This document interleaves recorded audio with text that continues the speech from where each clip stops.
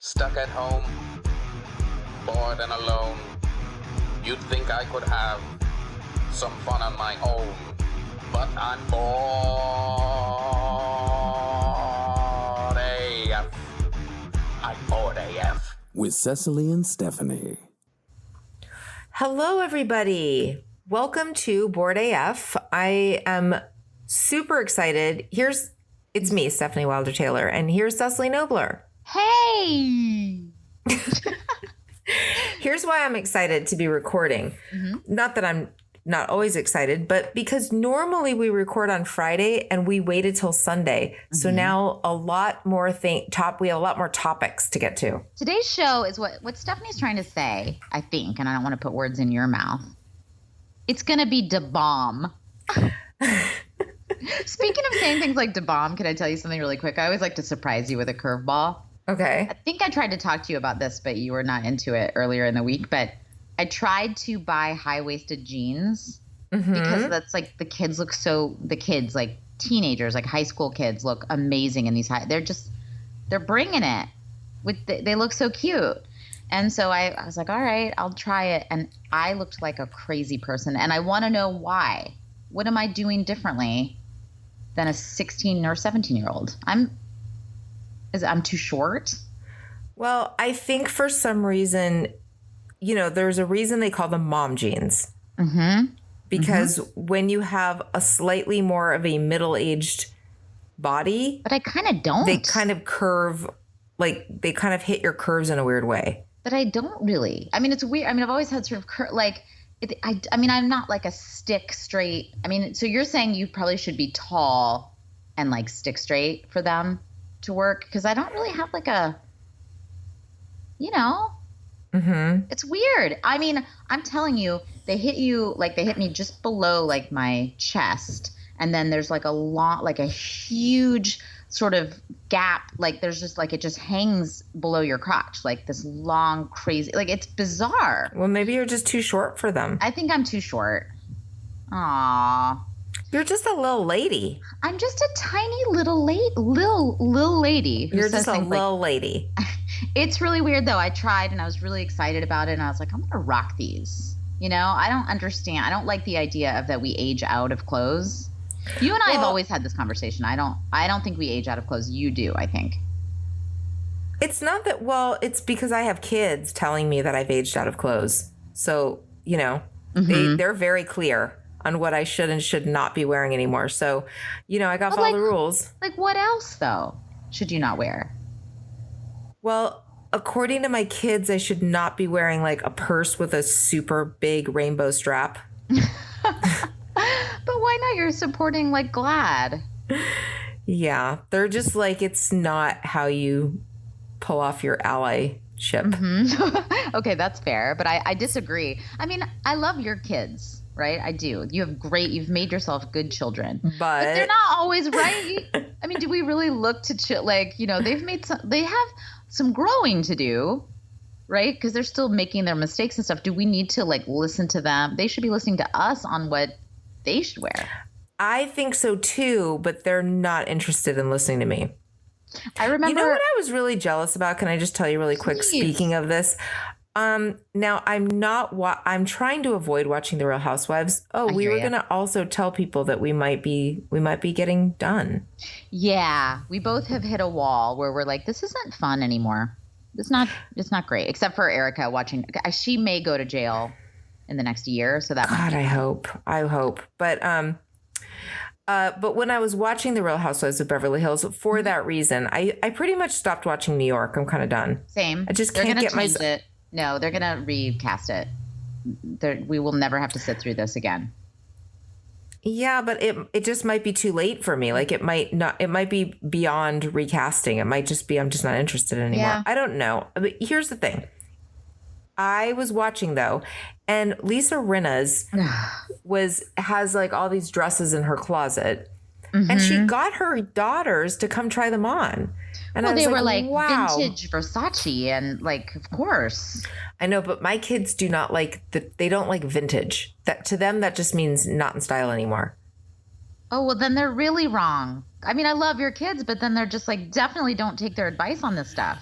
I just feel like you don't like my kids. No, I remember even like being in high school and like wanting vintage, if I knew certain names of things and I'd be like, oh, because my mom had stuff like that too. And I'd love it. But I think my kids don't trust that I know what's in style.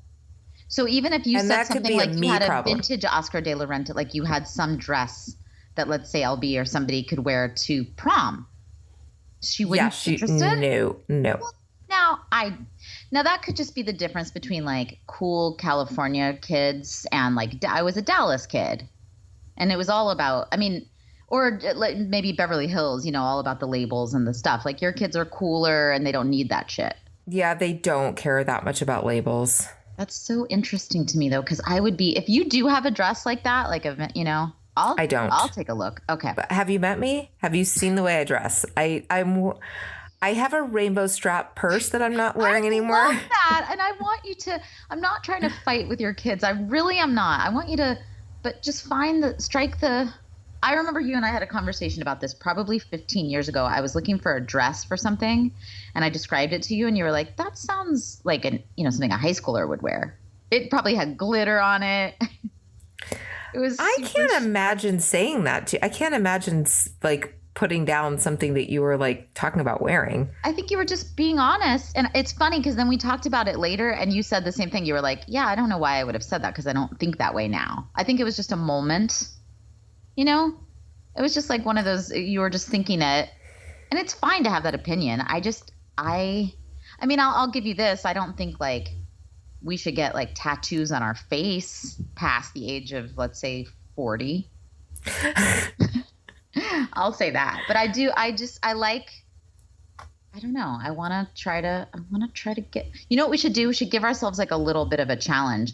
Each go out and buy an outfit that a high schooler wears today and see if we can rock it. Okay. All right. I like that. I like that. Okay, so within 2 days, I'm just kidding. 2 days. Like by the time this podcast airs, we have to post photos. No, let's give ourselves 2 months. Okay. I like that. Right. So also I want to tell you, we do have a lot to get to, but I want to tell you what my plan is for tonight that you did not make fun of me for. In your defense. Mm-hmm. I am going to a yacht rock concert tonight. And it is, it's the band. I'm seeing the band. Well, it's not a band. It's because you know why? Because these people die off. Mm-hmm. So you get like one half of the band. So you might not recognize the name John Ford Coley. But if I say England Dan and John Ford Coley, that might ring a bell. Is he cute? I don't think so. I think he's so jealous that this time I make fun of that music sometimes, but I love it. And I love that you're going to, I assume, an all vaccinated show, right? Or is it outside? Oh God, probably not. But it's outside. Okay. So the other guy is, you might not recognize the name Peter Beckett. I wouldn't either, but he's from the band Player. You also might not recognize the name Player. But if I say, baby, come back. Da, da, da, da, ba, ba. That's how it goes, I was wrong, and I just can't live without you. So because of this, we decided, and we're just going to get this kind of out of the way early because, it's awful for all of us. Yes. But for our Patreon subscribers, we were going to do your names in yacht rock songs. How about that? Yeah. Do you want to start it off? Okay. I'm into this. Okay. She is really into it. I'm less into it, not because I don't like the music, but because I don't like doing these shouts. And I think there's some people that agree with me that have made that very clear on our Facebook page. We're doing our best, guys. It's a balancing act, okay? So we're just going to get through this really fast. When you get lost between Ron Halston and New York City, Annie Oldschlager, my friend, and Carrie Waldo too. Dun, dun, dun, dun, dun, bow. You take it. Okay. Down in Jamaica, they got lots of Carrie Waldos and Billy Lawless and Gentry Garcia. I love that this comes right after, like, let's dress younger. Okay. What Margaret Wills believes. Oh my God, is that the guy I hate? Is that Michael McDonald? Mm-hmm. He's the only one where we part ways. Whenever I call Colette Rock friend, She begins to make Michelle McKibben understand that Patrick Price and Ulysses and Krista Stroop. Okay, go ahead. Jennifer Falls, it might be you. I'm telling you, it might be Ejan, Raja Pay, or Kelly McDonald, or Bandy of Wincombe. You take the rest. If you like Megan Medore and getting lost in Karen Johnson Watson. If you're not into Julie McGrath. And we are. Yes. Or Kathy Stearns or Stephanie Rinker. Or Jamie Griffith's comeback. Kelly Vidmer could see Jill Shaw was wrong, and she just can't live without Sean Price. God, there's a lot of freaking names. Yeah, we're doing great. Yeah. Annie Sierra Buck. That's perfect. Andrea Roccanet. Lee, Mindy Bauer, Athena Ginchard, Ann Mall, Julie Turnbull, Sarah Stefano. Thank you. It felt right, and now we're going to move on. We're not going to dwell on it, but it is kind of funny that I'm like, let's start wearing shorter shorts, and we're going to do songs from the 1800s. Are you ready? Oh, yes. I'm so excited. All right. So next door, you know that and this is interesting because, I don't know if I'm all proud of myself, super proud of myself, but I use a fake name on Nextdoor. You know that, right? I'm not going to be myself. That's crazy. And I may or may not be Sagittarius Jones. That may be my name. Doesn't matter. Who cares? Whatever. Does anybody ever go, is your name really Sagittarius Jones? No one's questioned it. But the weird thing is I don't usually start shit. But you know what? I will finish it. You know what I mean? I will start it, but I will get involved and I will insert myself in your shit if you're being ridiculous. Right. So under a fake name. Of course. You're so bold. You're like, I will come for you. Not as me, of course. Not as me, because I can't handle that kind of shit. Okay. So there's this fight on Nextdoor. All right. These people lived, I'm just going to read it to you, but let me explain that they lived in what's called Los Feliz Estates, which is a very, very fancy part of Los Angeles. Okay. It's rich, multi-million-dollar homes, beautiful old Hollywood or old LA, right? Mm-hmm. So this guy posted a photo and like a little video of their pool, their very fancy pool with a person, a naked lady swimming in it. That was not someone that they knew, right? So they wrote, we live in the Los Feliz Estates. Yesterday afternoon, as my wife was working from home, she heard a woman's voice singing out in the backyard. So the woman's like also singing. So she looked outside and saw a stranger in our pool splashing around, seemingly having a good time. I like that they put that down though. Yeah, they're like, okay. So then she immediately called Post Patrol because, when you're that rich, you don't just have to, it's like you call your own like Beverly Hills security. You have your own thing, right? Okay. And then Post Patrol notified the LAPD. By the time Post Patrol arrived at our house, the woman had already gotten out of the pool and left. Okay, I'd forgotten about that. LAPD responded with an overhead helicopter, but they did not locate the individual. Look in the, okay. I guess, yeah, because they're like, well, we don't want, we don't know who this is. Okay, that's a bit much. My wife went through our security camera footage and pulled the above clips and images. This individual had apparently climbed over our front gate and proceeded to go back to the pool to swim and bathe herself and then leisurely leave. And it looked like she was naked to me. It doesn't say that here, but that's what it looked like. The whole sequence was approximately 5 minutes.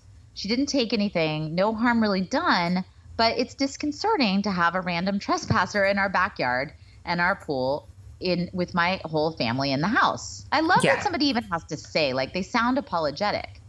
Yeah, I'm good. I was saying they're being very reasonable, but I mean, obviously, I'm just going to give you I don't know what your take is on this yet, but I will say, like, okay, they're trying to be understanding, but at the same time, it is, you don't know what this person's up to. It's insane. That's my take. Okay, but then, so we gave the image to Post Patrol and the Homeowners Association, and they will be putting out a notice. And I just wanted to share this to the neighbors to be aware of such an individual in our neighborhood. And it's posted to the safety crime, thing. Right. Okay. There's 200 comments. Oh my God. Okay. So they're loading. But while they're loading. Do they go description? Oh, yeah. It usually asks for a description, although it's not giving one here. Usually let me get to that. People have so much to say. Okay, it is loading. So you just talk about your own, how you God, I don't know why. Nextdoor is a like it doesn't load well. Have you ever noticed that? Yeah, if there's a lot of comments on something. Yeah. Well, our Nextdoor is just so toxic. It's just, and some people think they're really funny, and not in a Chase Austen funny way, but in a like, I'm just gonna say like in a frat boy humor kind of way. Right. And yeah. Well, okay, here's one of the posts that someone wrote. So they wrote this whole thing and someone wrote, the cops hopped, skipped, and jumped. Huh. Wow. The rich really sure are different, it seems. I mean, they have a family, I assume children, you know, like somebody's jumped. Mad that the cops came at this point? Yes.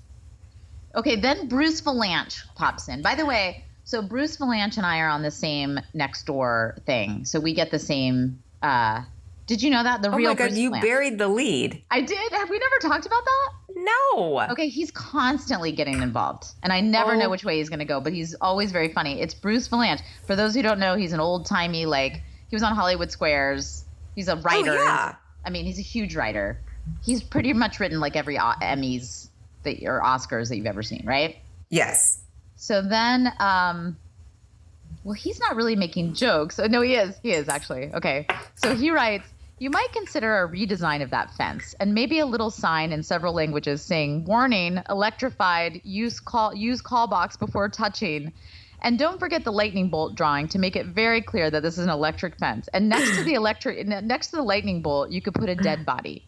I think he's siding with us because I think a lot of people are like, it's on you. You were basically, because someone wrote, I remember before when I was reading it before, someone was like, well, you don't have a very good fence. And I think he was going after that person by going like, you're right. It's their fence.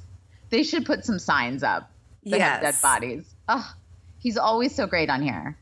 So people are mad. And then one person actually was like. So people are mad, but your point is that people were really mad at the poster. They're mad at the poster. Yes. Oh yeah. This one person wrote, no one cares. Like, I care. I care that people are jumping the fence to a house and taking their clothes off and getting into a private pool. So this is just people are just saying no one cares because they don't care about, like, rich people. Like, are they like, oh, sorry, rich people problems, don't care. Right. Yes. That's what they're saying. This one person who this guy is always constantly, like, popping in. And he's always like, you guys have no compassion. And these days, and it's like, they're not trying to, like, get this person, you know, killed. I mean, I think safety, that's the conversation I guess that we're having is like safety versus compassion. But are those two things like opposed to each other? Well, I don't think it's listen, this is obviously a mental health issue. And when somebody's on your property, I mean, that is illegal. Like you can't be in you can't just go, well, you know, it's not a public pool where somebody can go like, oh, they're just having a bath. Like, let's not. Right. You can't do that. And it also, it reeks of, doesn't reek of, well, it probably does, but that's mental instability. So we don't know if that person's safe and they shouldn't be in your pool. Right. I mean, this is like a no-brainer. And the amount of comments, honestly, that are coming after this person, they're like, what? The police for a woman in your pool? What a waste of tax money. Why didn't your wife use her voice and scream at her to get out? Maybe the wife was Oh, so she should just go get in a fight, an altercation? Yeah. Like that's better? And risk her life? I mean, I get that the helicopter was too much. I agree. But they didn't call a helicopter. They didn't go like the cops. They didn't even call the cops. They called the patrol. And I assume it's like a gated thing. So do they come back in this and say and speak up for themselves at all? Do they go like, this is ridiculous? Like it looks like they probably turned off the comments because they don't come back very much. And then one person kind of was that they were like, I hope all these empathetic, this is in quotes, commentators get their own uninvited deranged meth head visit.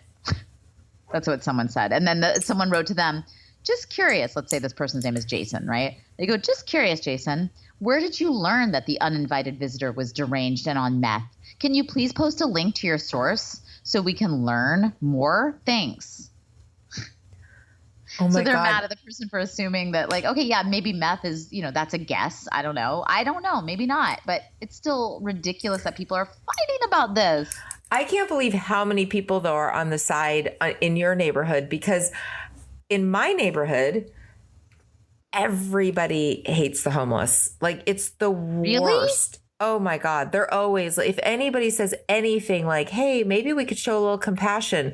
Oh, you'll get a bunch of those. Oh, why don't you just like let some homeless people come live at your house then? You love homeless people so much. Recall the governor, recall. Oh my God. My neighborhood is just shitty for that. That makes me sad. I mean, the thing is that this neighborhood that I'm talking about is super rich, but because I'm not far from it, but mine, you know, it's anybody can comment.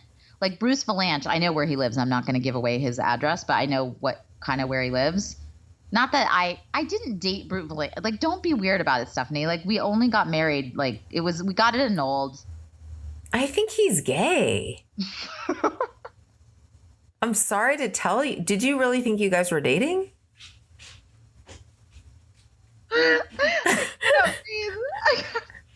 I feel like some of our listeners won't understand why that's so funny, because just so you know, if you don't, I don't need to explain it to you. Just look it up, right? I think people understand who Bruce Valanche is, I think. Like how fast you were, because what if, like, for a second then I believe that, and then I'm like, no, Stephanie, I don't really think I dated Bruce Valanche. Like, I mean, yes, we got married, and yes, we had a child who lives with me. Did you not know that? But anyway, I'm just saying, like, everybody, it's just like a kind of a wide net. So you can tell where people are writing in from, like, my area. And those are usually the people who's like, let us swim in your pool, Richie Rich. And then, yeah. Right. And then this person wrote, so now you want your homeless dirty? I'm confused. What? Oh my God. And they're not joking. I don't think they're joking. Oh, people just want to fight. Yeah. I was trying to find you one I'm looking on my next door, because I had a good one about, I think I told you about the lady who was mad because she went into a grocery store without a mask, and they asked her to put on a mask, but then she went into another store without a mask and they didn't ask her to put on a mask. And now she's mad at them because why are they not like having protocol about masks? And then she's telling everybody, don't go into this store. They don't make people wear masks. It's like, but wait, they don't want to get in fights with people. Right. They're just, okay, I can't. This is why we have to get off. Okay, the last couple comments, this one person wrote, this is such a sad thread. Let them eat cake. Oh, like they even know that. This person didn't even know where that reference comes from. And then this person wrote, glad she took a dip. Good for her. This post is so ridiculous. Get over it. Move on with your life, says Nikki. Move on with your life. God. This person did not move on with their life. They're posting in the safety thing. They're like, hey, this crazy lady, and she is crazy. We don't know if she's on something, but it is. I mean, are we trying to say, like, is that crazy, or are you crazy not to jump the fence and get in everyone's pools? They're the crazy ones that don't think you should do that. Like, fuck off. And I say this as a poor person. I am poor, and I don't have a pool. And so I also believe that you should not be able to do that. We're getting into crazy, but there might be people that disagree with us. And that's okay, I guess. I don't know, but what I'm upset about on Nextdoor is that all of a sudden there's people like as far as Santa Monica that I'm having to see posts. And I have it set that I only see posts from people in my neighborhood, but it's basically everywhere. We should start posts on here and start fighting with nextdoor.com. Like, find out whoever started the app, like whoever created it, and then I've gotten booted. Oh yeah, we don't want you booted though. We need you. I've definitely been suspended and had to apologize and ask to come back because I posted something about Chick-fil-A, I remember this. Anti-LGBT. Yeah. And then I got booted for being political, but all these people were defending it, and that was fine. Oh my God. It's basically like just being in like a homeowners association. I mean, it's not, like, what is it even? Like, who cares? I like being on there because I want to look at the fights and involve myself when I can. We have so much to cover. All right. Do you want to get to our Netflix show? Yeah, let's do it. Okay. Yeah. Ooh, is this what we want? We want this? Okay. So Stephanie and I both watched a show, documentary on Netflix called Misha. Oh, should we just talk about it? Okay, so it's called Misha and the Wolves. Mm-hmm. Do you want to explain? I mean, okay, how much? First of all, how did you find it? I was just scrolling because I watch so much television and I just had run out of things to watch, and Netflix recommended it to me. Okay. But can I give you a little backstory on this? Of course. Start with that? Yeah. Right. I think the point that I watched it was just so that I could understand like what you're talking about better. Okay. First of all, it's incredible. I mean, I think very well made, but I sort of, as I started watching, I didn't know anything yet. And as I'm watching it, I realized I remember this story. So just to give you the beginning of it without any spoilers, this woman, and I guess should we give a trigger? Well, I don't think it's too much. I mean, they say at the beginning, like in the abstract, is it called the abstract? You know, where they describe what it's about. They basically say that they tell you that she could be faking it. Right. Okay. But I don't want to give away the end. I don't know how to do something like this because we're going to talk about it. So spoiler, I guess, for 10 minutes, I guess we're going to talk about this, right? So if you don't want to hear what happens. But the beginning part is not a spoiler because it's about this woman who claims that she was in the Holocaust and basically had to escape her foster family and run to try to find her parents. She couldn't find where her parents was. She was in Belgium. She's running to Germany, whatever it was. And she was raised or taken care of by wolves. Okay. Yes. So that's her story. She writes a book about it. She shops the book for quite some time. And this is where I come in on a personal level. I am that woman. It makes no sense. Okay. So in the documentary, you see there's a lot about this woman who heard about her story and was like, oh my God, this would make a great book. And I'm going to make a lot of money off of it. Mm-hmm. Yes, there was a publisher who heard about this woman's story, and she's like, but we kind of find out that she'd been shopping that for a while, and nobody wanted to really touch the story, right? Right. So in 1997, I worked, and I don't know if we've ever talked about this, but I worked for, it's called the Survivors of the Shoah Foundation, which was Spielberg's. Spielberg started this foundation to sort of interview all the remaining Holocaust survivors. So that no story could go untold. And then he created this database with USC actually, and you can go to this day and you can do it online, you can do it wherever, and you can look things up and find every story and every interview. It was the most beautiful thing to do, I think. I mean, and it's still a place. Is it at the Museum of Tolerance? Yeah, I feel like there was a connection. It moved around a little bit and I don't remember exactly where. It was so long ago. I don't remember exactly where it ended up, but I know it's accessible and you can watch all these interviews. So not to make this about me, but my job really quick was I worked in the cataloging department. And so I worked with the interviewers, and so they would interview people. Then I would look at the footage after. And my job was to make sure that things added up. Not that anybody was not telling the truth, of course, but that if they were talking about 1916 and they were this happened to me in Poland, I had to make I had to make a little thing that said it was Austria-Hungary at the time because it didn't become Poland until after whatever time. So I had to learn a lot about history at that time. And how did you get this job? This was the only job that I've ever had that was actually besides this podcast, that was actually where I felt like I was doing a good thing, for the world. I was doing a good job. I had been working for Dreyfus, and he had a connection to Spielberg. I don't know. I don't remember. And I was looking for a night. I wanted to start going on auditions again, And so I was looking for a nighttime job. And the catalog, my department, we worked from, because there were so many people that worked for him, we worked from 6 p.m. to 2 a.m., which I know sounds weird, but it was on the back lot of Universal. He had these trailers, and we worked in these trailers. And I loved it. I'm still friends with a lot of people I worked with. It was such a great group, right? Monroe's about to bark. I'm so sorry. Sounds like you were around a lot of Jews, though. Yeah, maybe one too many. What if I became real super Jewy on that one?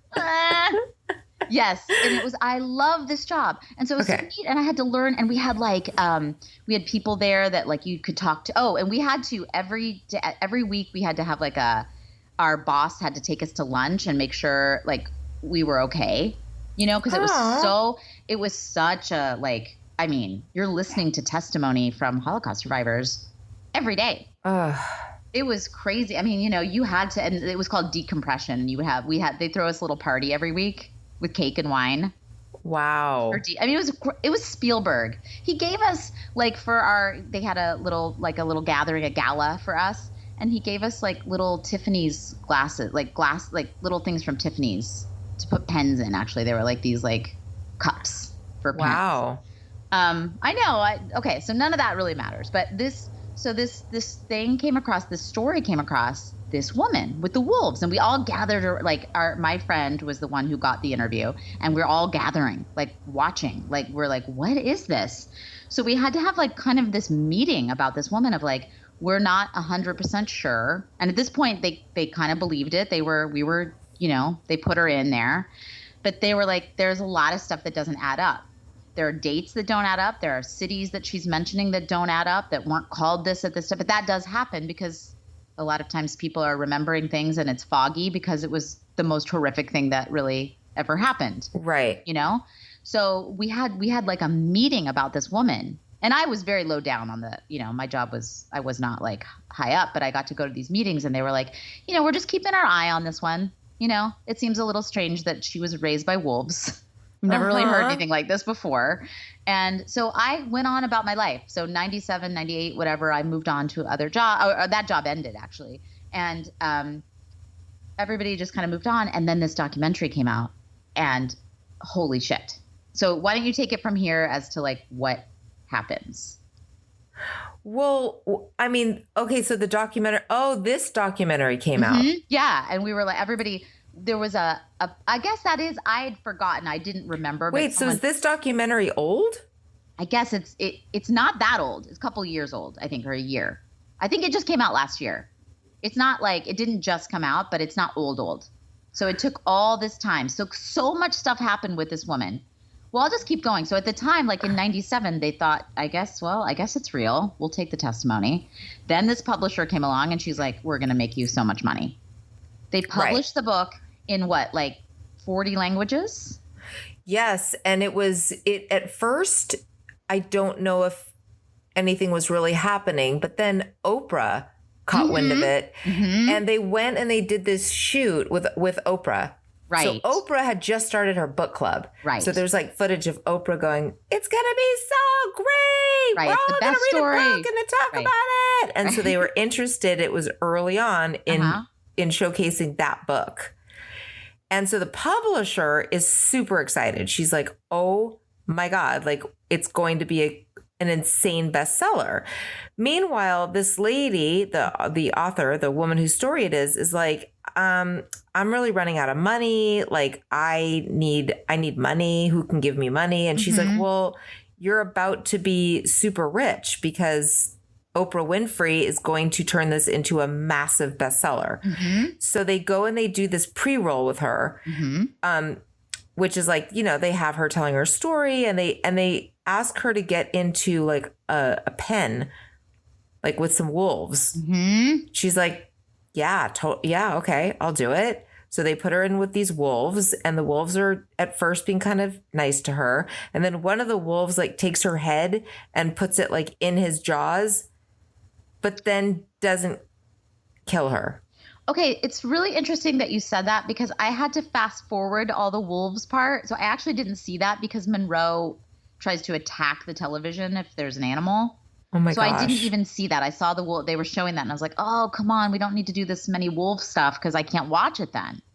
So I missed that. That is actually very interesting. So then, right, she refuses to go on Oprah. Right. Which is really, that to me was a bad sign. Yeah. And speaking as an author, I cannot imagine. I mean, that just can make your whole career. Of course it would. It would make side note. Remember the whole scandal of the guy who wrote the corrections? The 1 million little pieces. Is that the guy? No, not James Fry. I'm talking about the guy who wrote the corrections. His name's like, oh my God, I can't remember his name, but it's Jonathan Franzen. Jonathan Franzen. Okay. Wrote the corrections, and Oprah wanted to showcase the book, and he was like, I don't think so. Like, it's kind of cheesy. My book's like much too cool for that. And it became like a huge deal that like, who the does this guy think he is? Oh my God. What? And I think he ended up like apologizing. John, did he end up apologizing to Oprah? What? Did he end up apologizing to Oprah? Half-heartedly. John just said half-heartedly. Wait, now is John, when you say John, do you mean Jonathan Franzen? You live with Jonathan Franzen, and so he's telling you his story? Yeah, he's telling his side of it. He's like, yeah, I apologized half-heartedly. I didn't really do anything. So she doesn't. So it's looking tricky. Meanwhile, this publisher is starting to lose money, and she starts to look at the books, and she realizes that Misha, the woman who wrote, well, we think her name's Misha, the woman who wrote this book, has been funneling money that's supposed to come through the publisher. She's basically stealing from the publisher. Remember that part, right? Mm-hmm. And then she's like, forget it. I'm not going to. In fact, you owe me money. She takes the publisher to court, and they find the publisher owes her $20 million for some bizarre reason. I did not understand that at all. I don't think it was that. I think that was just the damages. Because basically they proved that they tried to prove that she had not paid her money, and here this publisher, this mean publisher, corporate, greedy person stealing money from this poor Holocaust survivor. Right. Yeah. Right. So that's what happened. So it ruins this publisher's life. I mean, she starts to go, lose her mind. And she's like, something seems really fishy about this woman. So she starts to kind of make her life's work really like trying to prove something's off about this woman, right? Isn't that kind of how... Yes. So should we tell what's happened? No, Okay. I just think people should watch the movie. It also reminds me of another movie that you guys might want to check out if you like this kind of thing, called The Woman Who Wasn't There. And it's a story about a woman who, survived 9/11, allegedly, supposedly. And her whole story with like this fake identity, like another crazy story.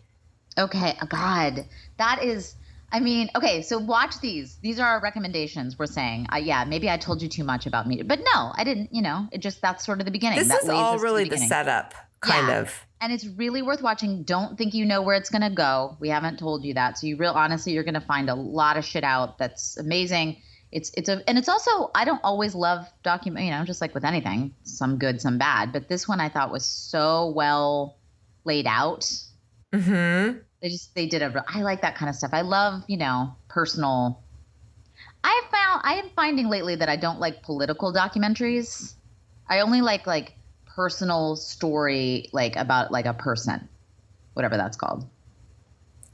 Yes. I don't know why, because I don't want to be swayed. I just want to be like, I just want to watch it unfold like a story. And speaking of stories, we have one more. Do we have time? Okay. Yeah. Time for one more? I think so. Okay, this may be last week's news, but I really, really, really want to talk about this Nirvana baby situation.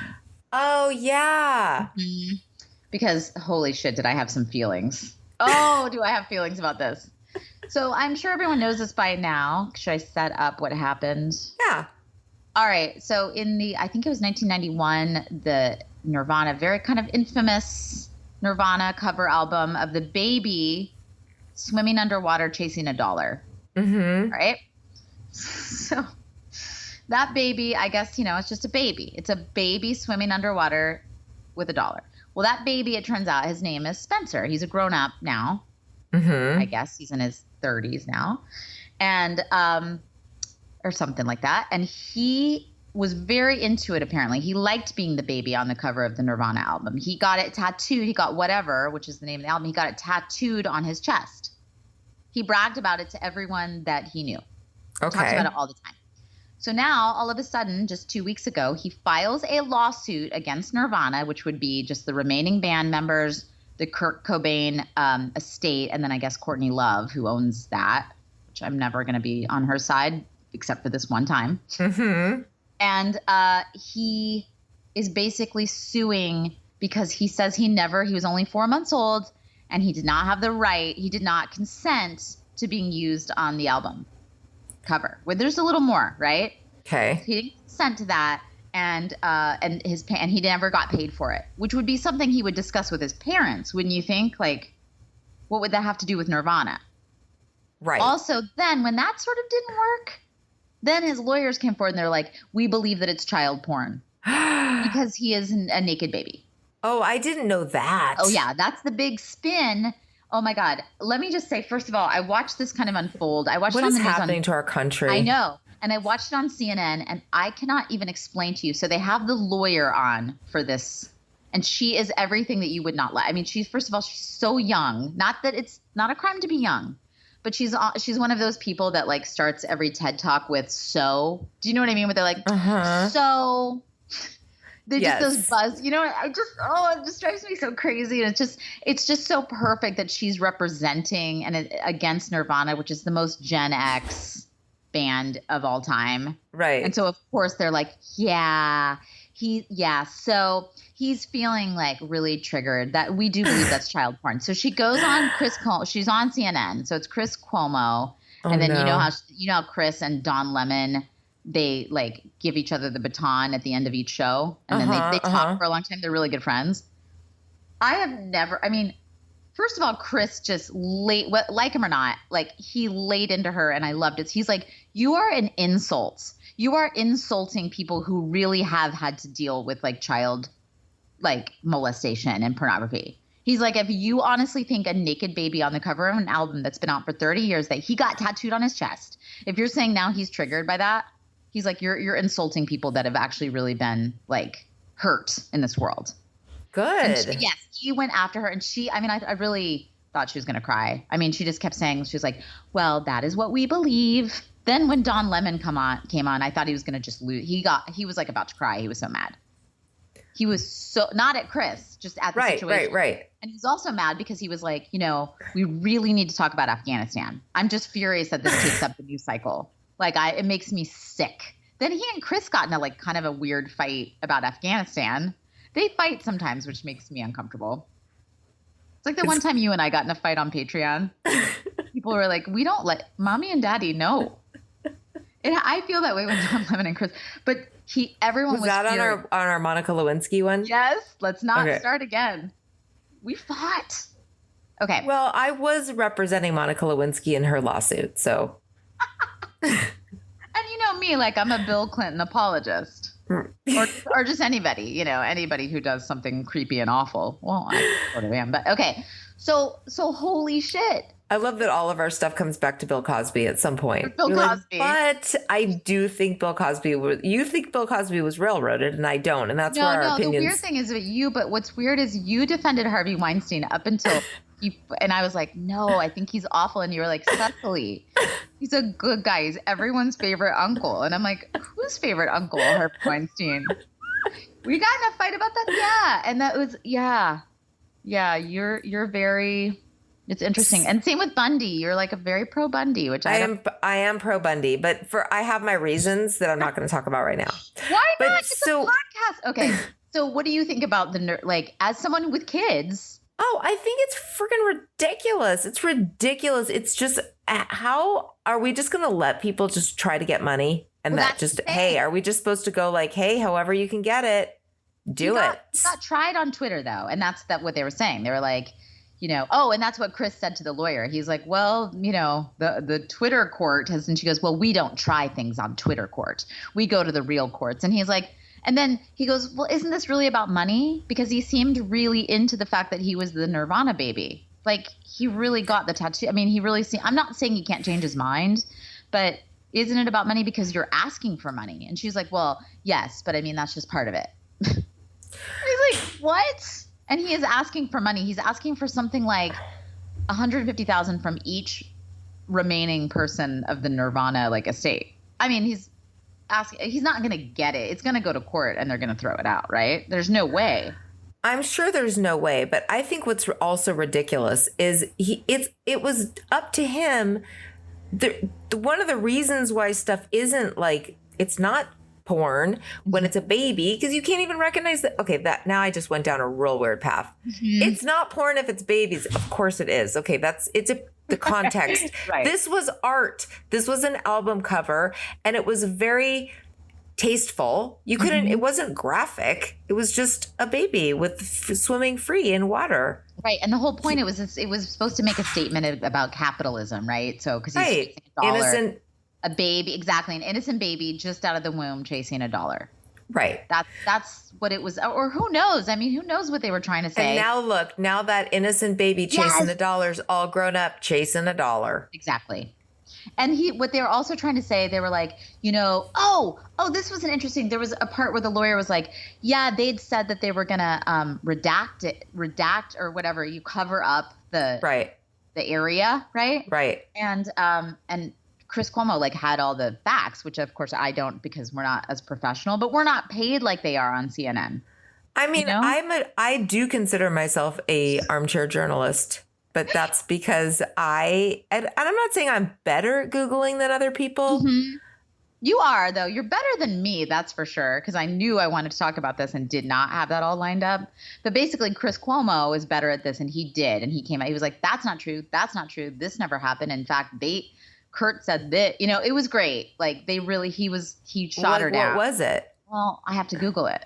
So you have to talk about something. Well, do you remember was it that they didn't say that it was going to be redacted or put a black mark over it? I'm looking. Say naked baby. I just think that the thing is that if you're going to draw attention to something, if you're so like, oh my gosh, this was without my consent, I don't want people know, that implies that you don't want people knowing, which is like, well, then stop telling people. But he told people for decades, and he got a tattoo of the cover, like of the name of the album on his chest or on his body. So I found a thing that just says, okay, so Nirvana's icon. This is from a guy named Andrew Bucklow wrote this for some entertainment site. And he just said, this is a quote, Nirvana's iconic Nevermind album has been thrust back into the spotlight 30 years after it was released. The naked baby featured is Spencer Eldon. He's now 30. He's just 30 because he was a baby. That makes sense. He has filed a lawsuit in the U.S. against Kurt Cobain's estate and the band's surviving members, accusing them of child exploitation. He claims the band agreed to cover his genitals with a sticker when the album was released, and that he has suffered lifelong damages because they failed to do so. Okay. And then he said, I'm just asking the band to do what they should have done 30 years ago and redact my image for privacy. He wants each of the people and names of the estate, and he's named each person at the estate, there's quite a few, in the lawsuit to pay him more than $200,000 each. Okay. So then it says, Fisher says Kurt Cobain had a vision in mind for this. He says Kurt wanted a baby being born underwater. This is what he says. Back then, before the internet, you would have to go to the local bookstore and go through childbirthing books and try to find photos. So that's what I did. That's what? What? But it was just like, there's no way we can make an album cover out of this. I couldn't find any good pictures and they were too graphic to use. That's what he's saying Kurt said. Right. And so they decided to take their own photo for the cover. So they hired this photographer named Kirk, who specialized in submerged human like underwater pictures. We hired him. God, this just goes on. And so then he's like, we got all these. Fisher was aware that the baby's exposed, genitals. Peenie. That's the word we should use for the story. Could be an issue. And he says he made a note for the band and record executives and said, if anyone has a problem with this, we can remove it. All right. Cobain, it says, according to this person, Cobain also realized there could be an issue with the nudity and suggested they cover the genitals if they had to. And then it says, Nevermind was a massive hit for Nirvana, selling more than 30 million copies worldwide. But Spencer, the guy, had never been thrilled about the fact that his peenie was shown without consent. And then now I guess he says he got a little upset about it. But he was thrilled if he had a tattoo of it, right? Yeah, he didn't have a tattoo of the picture, but just of the name of the album. He wanted people to know that was him. Right. That's what I'm saying. And then he says, he thought about suing, and then he said, quote, everyone involved in the album has tons and tons of money. I'm living in my mom's house and driving a Honda Civic. Obviously, this was like an English. He probably didn't say mom because he's American, I assume, so right? He doesn't have money, and he's like, I'm entitled. I want to figure out what I have coming to me. So here's a lawsuit. And this story just ends with that, without the thing where he's going after the thing. But basically what I think he should do porn. Now, okay, this might be an unpopular opinion. I understand. But he could do porn and use the album cover as like his headshot. I feel like I want to say I disagree with you on this. And I don't want to get in a fight. And like we did I with feel like Dahmer you're because- just disagree. I feel like you secretly do agree, but you're just like, oh, I'm going to be like politically correct. Like, well, like when we got like when we thought about like Jeffrey Dahmer, and you were like, look, he was a cute guy who got into trouble, and I was like, he was not a cute guy. He was a monster. I mean, he himself would call himself a monster. Like he wasn't. And you were like, but he was so good looking. Remember when you were saying this about Dahmer? Oh, okay. I found out a little bit more, but we should end this story soon because I can't find. Just know that Chris Cuomo had the facts that I don't have and went after the lawyer. okay. But just so you know, this guy Spencer, who was the baby, he is an artist living in Los Angeles County. So that's my county, technically. Tell me if he shows up on a dating site. Oh, and this lawyer, okay, because I thought this was the most perfect name for that. Her name is Maggie Maybe. Oh, no. She looked like she's like 25. Oh, my God. And she was very like, okay, yeah. But I loved that. So you can look that up. Look up Chris Cuomo versus Maggie Maybe. And Maggie Maybe is going to be my porn name. Yeah, so it's Maggie and then Mabie. Oh. And just look up Chris Cuomo versus Maggie Maybe. You can find that on YouTube or anything, and just watch him do it. Watch him do what I couldn't do. But I love the story because it's just and there are probably people out there that are like, well, I mean, a little bit of me thought, yeah, they could have put a sticker over that. But it's just weird that he's suing now 30 years later. It almost makes me think, though, that once you put a sticker over it, it's almost like you're saying, like, this is dirty. Right. Where it's like a baby. Right. Like an infant. Why do we have to make that dirty? Why is an infant's peenie something dirty? Well, that's what Chris Cuomo was trying to say. I mean, maybe Facebook of today, yeah, then it would be called nudity. You get suspended on Facebook. They would take down that picture. They would. And here's the thing, I understand that. But what I like what he was saying to her is like, you really are you're taking a cause that is a real problem in the world. Child porn, that's a real issue. Right. And people have to face like, people spend decades never getting over what happens to them sometimes as a child. And you are making that you're cheapening it. I agree. I like, by the way, before we go, where do you stand on Chris Cuomo? Remember, he's not his brother. Right. Yeah, I like Chris Cuomo. I like him too, and I think he's hot. Okay, did I go too far? No. And I think Don Lemon is even hotter. Did I go too far now? No.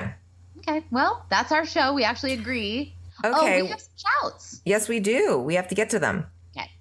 Okay. So first of all, we have our friend Becky Barris, who we love, and she makes t-shirts. If you want, now listen, I don't claim to know the law, but if you want a t-shirt with Spencer's peen on it, she'll make it for you. This is our last show. There's no way we can get past this. Don't do that, you guys. Becky will not make that shirt. She won't do it. Now that would be taking it too far. But she is amazing. And you can find her website's just basicbecky.com, or you can go to her Facebook page, Basic Becky, and she's all over our Board AF page too. And we love her. Yeah. Also, Randy Mae Ames. Okay, she is wonderful. She's a really great person, and she has a business that she will get back to promoting in a little while. But in the meantime, she thought it would be great to allow us to promote like any sort of thing that we like a cause. Mm-hmm. Do you want to do your cause again? We could do. You want to do your cause again? It's like, you do your cause. I think I did last week. I did my dogs. We did our dog thing. Oh, yeah. Well, we can just say that again. If you want to donate to the rescue where I got my dog, and they put out so much money in medical care costs for these dogs, it's called rescuefromtheheart.org. And the heart is spelled HART because that's Annie Hart is the owner of the rescue. And she's amazing and she takes in some of the hardest cases. Okay. We love that. We love that. And that's a good one. And then do we have one more? We do. My friend Julie Clayman, she is a therapist. She's a parent to one of my kids' friends, so I've known her for many years, and she is super kind and empathetic. And I already have some people, I think from this podcast, definitely from my other podcast for Crying Out Loud, who have gone to her and love her. And she has over 20 years experience. She specializes in teens and kids, but she also will work with adults who suffer from anxiety, depression, school issues, all kinds of stuff. Her website is julielmft.com. She'll work with you virtually or in person in Agora Hills. That's it. Yes. And before we go really quick, I just want to do a quick plug for our Patreon. Yes. You guys should be on it. You should join. It's like I did the math. It's 16 cents a day. And we give you 4 extra episodes. And this week we are kind of keeping with our like kind of creepy fun stuff. We're going to talk about catfishing. People that have, you know what catfishing is, pretending to be other people online. Stephanie has a great story about that. Yeah. So please join us over there. And love it. We are genuinely sorry for everything we said today. Yeah. We love you. We thank you. And we're sorry. Bye. Bye.